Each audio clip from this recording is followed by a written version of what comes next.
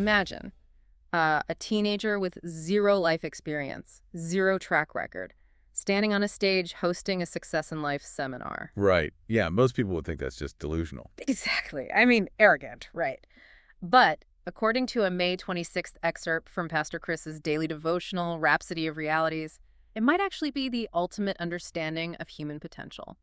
We're unpacking a text that completely flips how we, define personal achievement. Yeah, because society usually frames success as this distant finish line you have to desperately sprint toward. Right.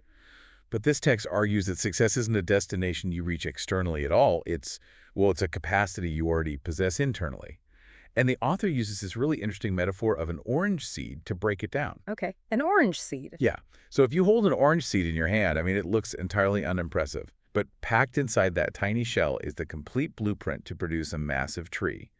And then that tree produces multiplied fruits and even more seeds. So it doesn't have to, scramble to become an orange? Exactly. Its nature is already set. It is essentially a fully formed tree, just waiting for the right conditions.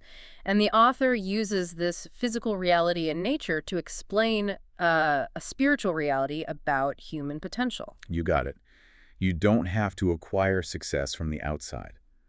According to this worldview, your inherent nature is already established. It makes me think of buying a computer with high-end, really complex software pre-installed. You don't have to painstakingly build the code from scratch, right? Because the program is already entirely there. That is a great way to put it. But, you do actually have to boot up the system and run the program for it to do anything. So how does this text suggest a person actually boots up or activates this internal potential?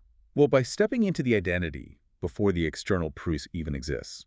And this brings us back to that teenager hosting the seminars. Ah, right, the teenage seminars. Yeah, the author is actually sharing a story from his own youth. Yeah. Long before he had these massive visible achievements, he was operating from the belief that the life of God was a seed already planted inside him.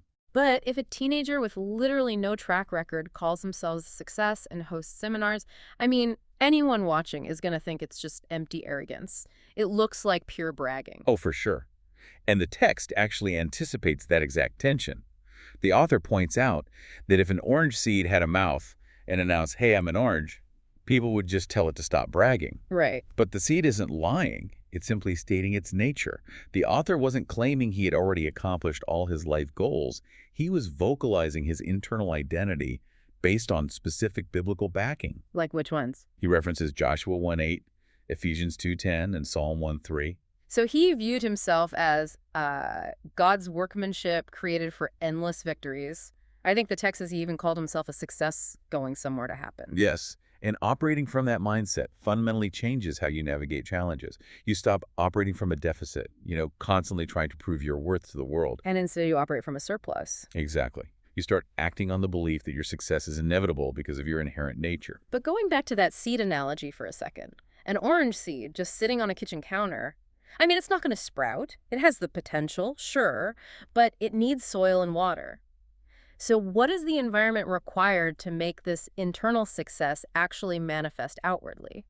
The author concludes that the required environment is the Word. A word. Right. It functions as the spiritual soil and water by constantly reinforcing that internal identity. So immersing yourself in the Word acts as a filtration system against external doubts and worldly metrics of success. Oh, okay. Yeah, it creates the necessary conditions for the seed to finally manifest outwardly in everything you do.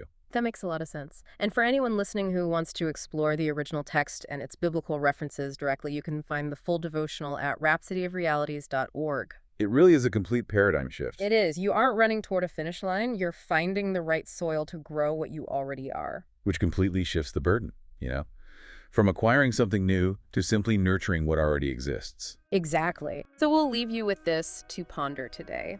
If you start viewing your own potential not as something you have to painstakingly build from scratch, but as a seed that already contains the fully grown tree, how might that change the environment you choose to put yourself in today? We trust you were blessed by this episode.